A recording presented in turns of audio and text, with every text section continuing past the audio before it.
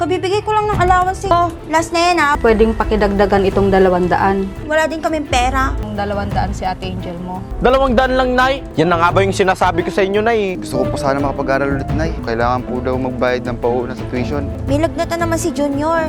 Nay, wala po kami pang grocery ni Angel ngayon. Magkano pala yung binigay sa inyo ni Angel na pang pa-check up nyo? 200 anak. Ano? Magkano yung binigay mong pang-check up kay nanay? Nagmamadali kasi siyang umuwi kanina eh. Responsibilidad ka niya dahil anak ka niya. Iisa lang ang nanay ko. Nay! Hilig niyo kasing magsumbong. Ulit. Eh, bastos ka eh! Bastos ka! Tus ako! Hindi ba kami? Ano? Pal naman ng mukha mo? Hindi ka kasali! Pera niya, pera ko lang hiya ka. Wala kang mod.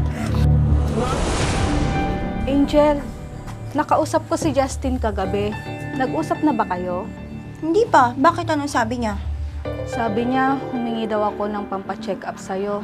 Kasi, naatake na naman ako ng asthma ko. Halos 3 araw na. Ha? Kabibigay ko lang ng allowance sa inyo ng isang araw ah. Oo nga eh. Hindi naman sa nagrereklamo ako, Angel ha. Eh magkano lang naman yung binigay mo sa akin nung nakaraan? Eh pinang grocery at pinangbayad na namin ng kuryente yon. Sa susunod kasi matuto kayong magtipid. Nagbabudget din naman kami. Oh, last na yan ah. Wala din kaming pera. Ay, sorry. Ay, Angel. Baka naman pwedeng pakidagdagan itong 200. Kulang pa kasi ito pambayad sa doktor. Di mo ba narinig? Last na yan. Wala din kaming pera. Ah, sige Angel. Salamat pala dito ha. Paano? Mauna na ako. Sige po.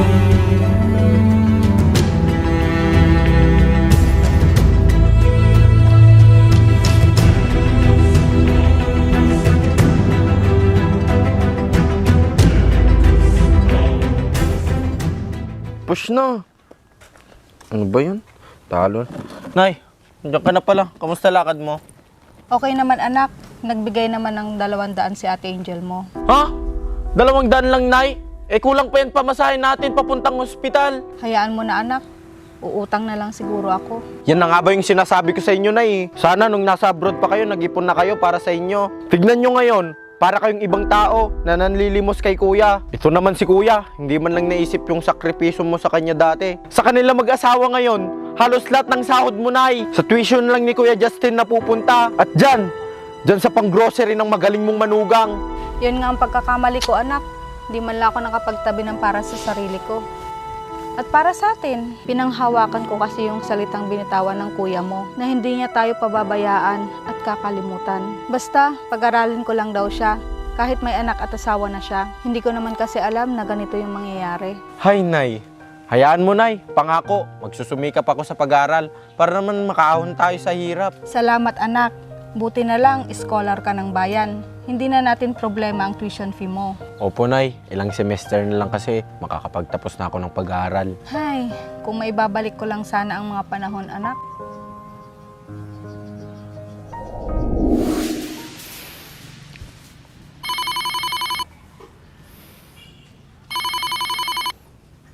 O Nay, kamusta ka dyan sa abroad? Oo anak, ayos naman ako. Kayo ni Angel, kamusta naman ang pagsasama niyo dyan? Ayos naman po, Nay. Kaso, medyo mahirap po ngayon yung kita sa pamamasada. Kaya minsan, wala kayong pambili ng gatas ni baby. Ganyan talaga ang buhay anak. Minsan, kailangan natin magsakripisyo para sa mga mahal natin sa buhay. Nay, may papakiusap po sana ako sa inyo. Oh, ano yun anak? Gusto ko po sana makapag-aral ulit, Nay. Gusto ko kasing makatapos ng kolehiyo. Alam ko po na wala na kayong karapatan na pag-aralin ako dahil may asawa at anak na ako. Pero Nay, pangako po, pag nakapagtapos po ako naman yung maghahanap ng magandang trabaho para matulungan ko kayo. Pwede ka na ulit umuwi dito sa Pinas, Nay, at ako naman ang magsusustento sa inyo. Kaya please, Nay, gusto ko pa mag-aral ulit. Sige anak, basta this time, pagbutihan mo ha. Mahirap ang buhay ngayon. Mahirap makapaghanap ng trabaho kapag wala kang bit-bit na diploma. Opo, Nay, pangako po. Salamat, Nay. Nay, second sem na po namin sa susunod na buwan. Kaso, kailangan po daw magbayad ng pauuna sa tuition para makapag-exam. Ganun ba anak? Sige, magpapadala ako bukas. Salamat po, Nay. Sige po. Hello, Nay. May lagnatan naman si Junior. Naubos na naman kasi yung binigay niyong allowance sa amin ni Justin. Eh, wala na naman kaming pampa-check up ngayon ni Junior eh. Kaya kailangan nyo na naman magpadala ng pera. Sige, magpapadala ako mamaya. Pang check up ni Junior. O sige, Nay. Salamat po. Nay, wala po kaming pang grocery ni Angel ngayon eh. Naubos po yung diaper tsaka panggatas ni baby. Baka meron po kayong extra dyan, Nay. Sige anak, magpa-part-time muna ako para may maipadala ako sa inyo bukas. Sige po, Nay. Salamat po. Pasensya na po talaga. Medyo gipit po kami ni Angel ngayon eh. Sige po. Thank you po.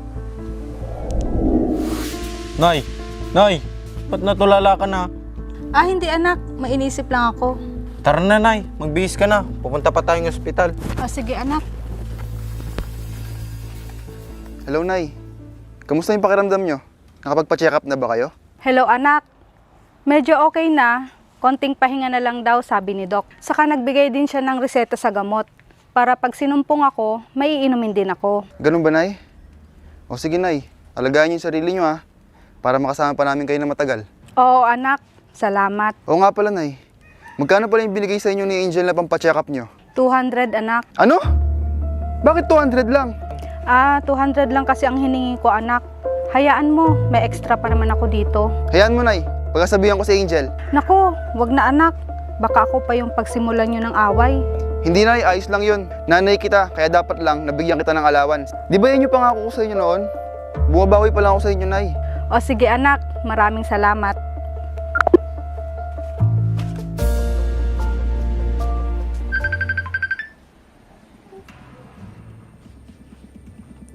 Oh, hello, babe. Napatawag ka? Tapos na ba yung work mo? 2:00 pa lang ah. Angel, magkano yung binigay mong pang-check up kay nanay?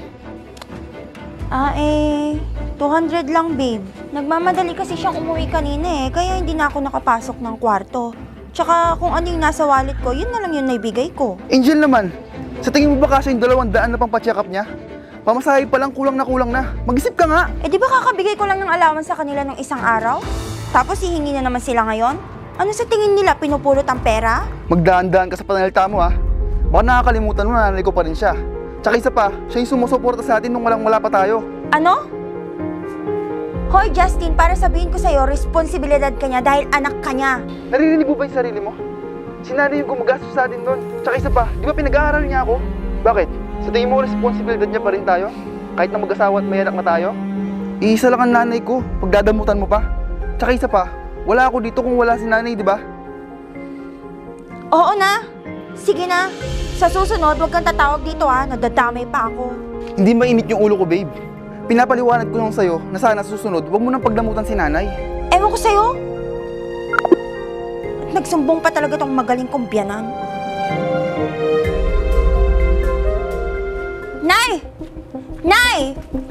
Oh, Angel, akala ko kung sino yung sigaw na sigaw sa labas. Halika, pumasok ka muna sa loob. Hindi na ho.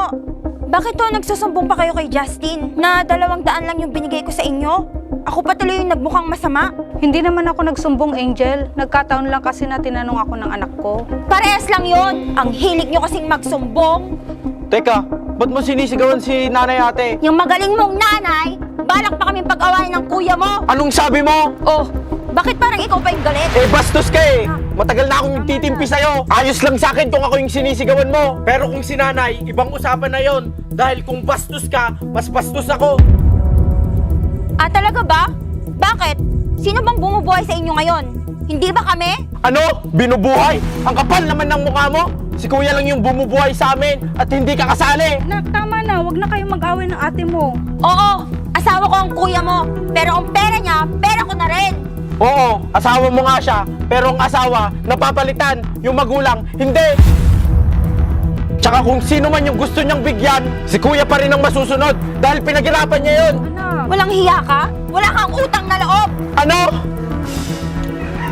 Ako pa tong walang utang na loob? Ang kapal naman ng mukha mo? Ikaw tong walang utang na loob. Wala kang modo. Sige, subukan mo nang makita mo yung hinahanap mo. Tama na. Nay!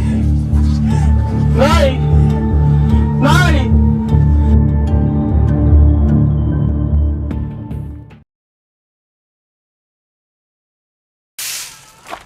Nay, mano po? Oh, dumating ka na pala. Hindi ka man lang nagsabi sa akin na uuwi ka na pala. Naku, Nay, pasensya na po ha.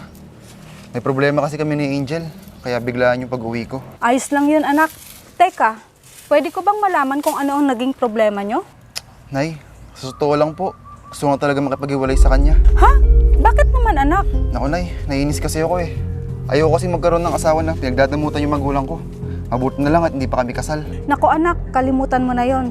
Saka isa pa, mabait naman yung asawa mo.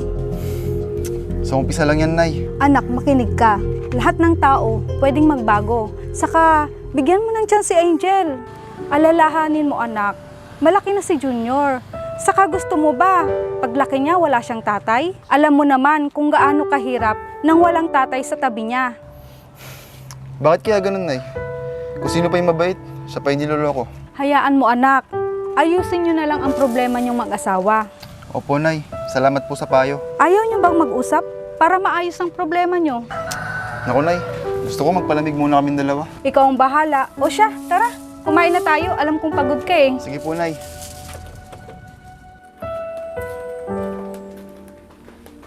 Nay, mano po. Ate, nandito kami para dumalaw, hindi humingi ng pera. Ayos lang, naintindihan ko. Kamusta na kayo ng anak mo? Ayos lang po, Nay. Andun po siya sa mga magulang ko ngayon. Si Justin po, Nay, nakikipaghiwalay na po sa akin. Oo nga, nakwento niya sa akin. Umuwi kasi siya sa bahay kahapon. Talaga po? Oo, pasensya na ha. Nay, hindi ko na po alam yung gagawin ko. Minsan, napapabayaan ko na po yung sarili ko. Pati po yung anak naming si JR. Kasi lagi kong tinatanong kung saan ba ako nagkulang. Siguro nga po, karma ko na ito sa mga ginawa ko sa inyo noon. Huwag kang magsalita ng ganyan, Iha. Nay, sana po mapatawad niyo pa po ako. Matagal ko naman na pong pinagsisihan lahat ng nagawa ko sa inyo. Ayos lang yun. Matagal na kitang napatawad. Napagsabihan ko na rin si Justin. Maaayos din ang problema nyo. Salamat po, Nay, ha. Sa kabila ng mga nagawa ko sa inyo, kabutihan niyo pa rin yung pinakita niyo sa akin. Hayaan niyo po, babawi po ako sa inyo, Nay. Kalimutan na natin yun. Salamat po, Nay, ha.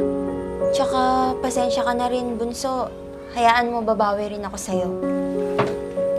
Ayos lang yun, te. Pasensya ka na rin. Ayoko lang kasing nababastos si nanay. Oo, naintindihan ko naman yun. O sige, tara sa loob. May dala pala akong pasalubong dito. Kainin na natin.